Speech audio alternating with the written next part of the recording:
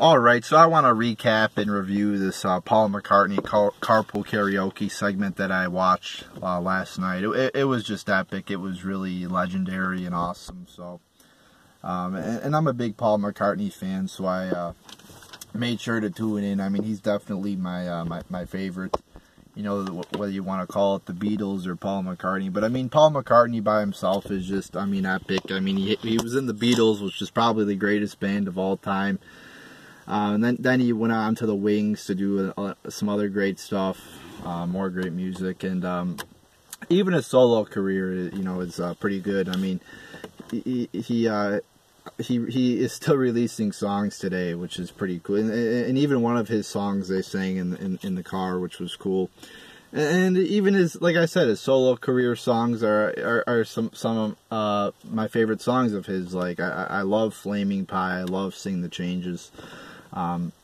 So yeah, let me just get into this little review here. So first they started off with Drive My Car, which is a pretty fitting song, right, to start off with, which was a nice up-tempo, upbeat way to start off. Then they went to Penny Lane, which was really cool. They actually, you know, they're singing the Penny Lane song in the car while driving by Penny Lane, and at the same time they're showing both James and Paul touring Penny Lane, actually going to the places that Paul references in his song, like the barber shop, which was cool to see. That was really, like I said, it's cool to see him. And then he's pointing to the church he played at when he was a kid. Like I guess he sang in the choir there, and he said his brother got married there.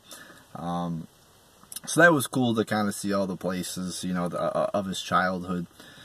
Then they start singing "Let It Be," which might have been probably one of the best parts, I thought, of the whole segment here, because James Corden actually starts crying, and Paul goes, "This is like the power music could have on people." I mean, music is so important to some people, and it is to me. I mean, what would we all do without music? And I think Paul McCartney, like I was saying, you know, Paul McCartney's a legend. He's great. He's created so many great songs.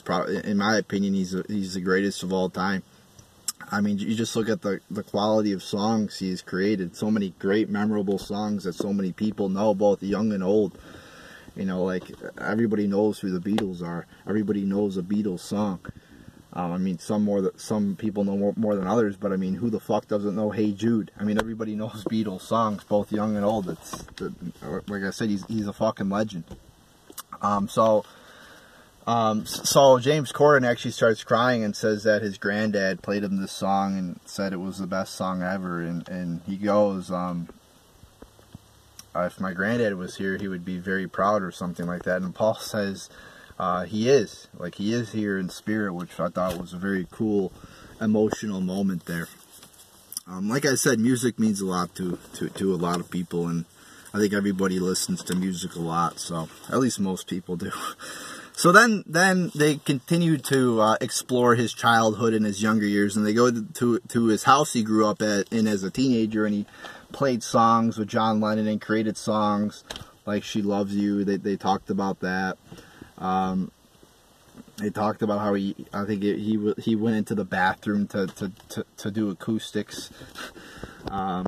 And then he goes on this piano or something, and he plays "When I'm 64" on there, which was cool to see him just, you know, just a raw, you know, no enhancement of any voices or anything, just a raw playing of him, you know, playing a song like that, which was, I thought, really cool. So then he leaves the house, he greets some people outside that were with him, and like I said, this is just the impact music has on people. You see people coming up to him and saying, "I named my son after you."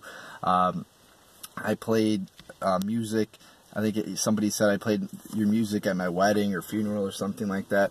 Like I said, music means a lot to people. So then they play "Blackbird," which is another one of my favorite songs of his. A nice slow tempo song, which I love the guitar on there, the acoustic guitar that he plays it on in his live versions. So they play "Blackbird," and then they play his new song, which I really like. You know, he just released this new song called "Come On to Me." Very up tempo, nice beat to it. I love the rhythm. And I've listened to it quite a few times. It's grown on me, and I really like it. Like I said, he's a fucking legend, and this is why I say he's the greatest of all time. I mean, for somebody to play, you know, to come out with the greatest band ever in the early 1960s, and then to still be putting out new shit today, and still be doing legendary shit like this in 2018, more than 50 years later. I mean, it's fucking epic. Does he have the voice that he did in the 60s? No, but I mean, he's still more than passably. He's not going out there and embarrassing himself. So, I mean, his voice definitely is weaker. I mean, what do you expect? He's in his mid-70s, but, I mean, he still puts on a great performance. So then, that brings us to the pub. So they go to a pub and they start playing songs to like a group of 50 people, which I thought was a great idea. Really cool. And that's kind of how the Beatles started, just playing in a bunch of pubs like that. So I thought that was a great way to cap it off.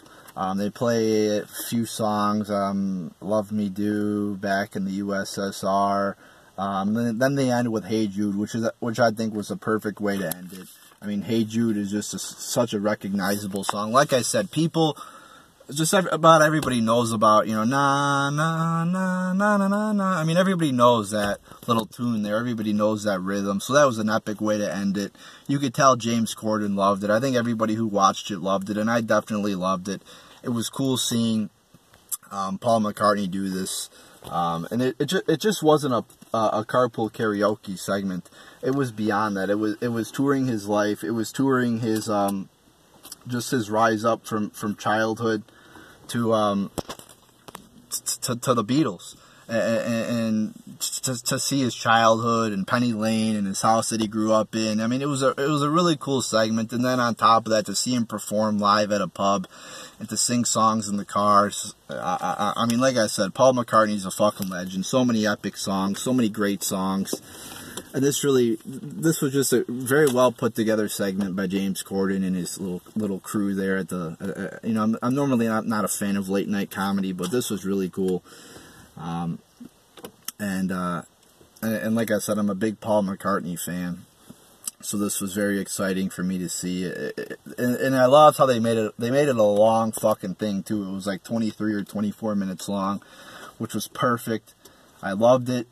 It was great. Paul McCartney, like I said, he's a fucking legend. He's a fucking greatest of all time, in my opinion. He's my favorite because just the amount of legendary songs, the amount of great songs that he's created with the Beatles, with the Wings, and on his own as a solo artist. I mean, and now he's still continuing to perform live in tours around the world, you know, singing live, doing shit like this, and he's 75, 76 years old. I mean, he's just great.